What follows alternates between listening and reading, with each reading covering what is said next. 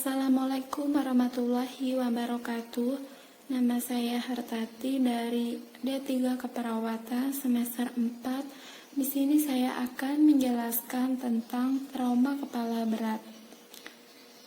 Dan di sini saya akan menjelaskan terlebih dahulu pengertian dari trauma kepala berat. Jadi, trauma kepala berat adalah suatu kondisi yang sangat memerlukan bantuan tenaga medis secepat mungkin. Pasalnya, kondisi tersebut dapat menyebabkan gangguan pada otak dan dapat menyebabkan otak menjadi rusak.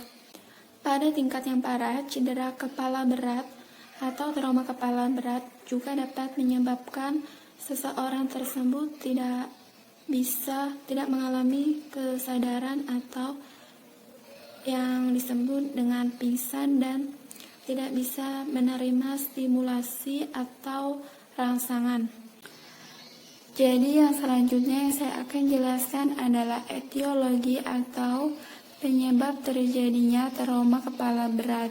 Jadi penyebab terjadinya trauma kepala berat atau cedera kepala berat adalah dapat dibagi oleh beberapa faktor, diantaranya itu karena kecelakaan lalu lintas, cedera fisik, cedera saat berolahraga, dan jatuh dan kekerasan fisik. Dan yang selanjutnya adalah manifestasi klinis. Manifestasi klinis di sini ada nyeri menetap atau setempat, bengkak pada sekitar fraktur sampai pada fraktur kubah kranial. Dan yang selanjutnya fraktur dasar tengkorak, pusing berkunang-kunang, absorpsi cepat les dan penurunan volume intravaskular, peningkatan tik, dilatasi dan fiksasi pupil atau paralisis ekstremitas, peningkatan tekanan darah, penurunan frek nadi, peningkatan pernapasan. Yang selanjutnya yang akan saya jelaskan adalah patofisiologi cedera kepala. Patofisiologi cedera kepala dapat dibagi menjadi dua, yaitu cedera kepala primer dan cedera kepala sekunder.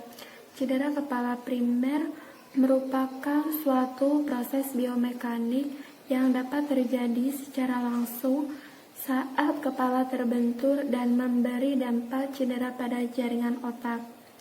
Cedera kepala primer merupakan kerusakan yang terjadi pada masa aktif, yaitu terjadi segera saat benturan terjadi. Dan kerusakan primer ini dapat bersifat vokal, yaitu kerusakan pada bagian tertentu saja dari kepala, sedangkan bagian relatif tidak terganggu. Cedera kepala sekunder terjadi akibat cedera kepala primer, misalnya akibat hipoksemia, iskemia, dan perdarahan. Dan yang selanjutnya adalah penata-laksanaan cedera kepala. Pada cedera kulit kepala, suntikan prokain melalui subkutan membuat luka mudah dibersihkan dan diobati.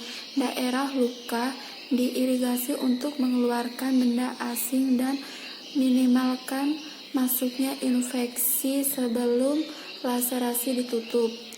Melalui jalan nafas, bersihan jalan nafas dari debris dan muntahan, lepaskan gigi palsu, pertahankan tulang servikal segaris dengan badan dengan memasang kolar servikal, pasang gudel atau mayo bila dapat ditolerir. Dan yang selanjutnya menilai pernafasan. Tentukan apakah pasien bernafas spontan atau tidak. Jika tidak, diberi oksigen melalui masker. Jika pasien bernafas spontan, selidiki dinatasi cedera dada berat.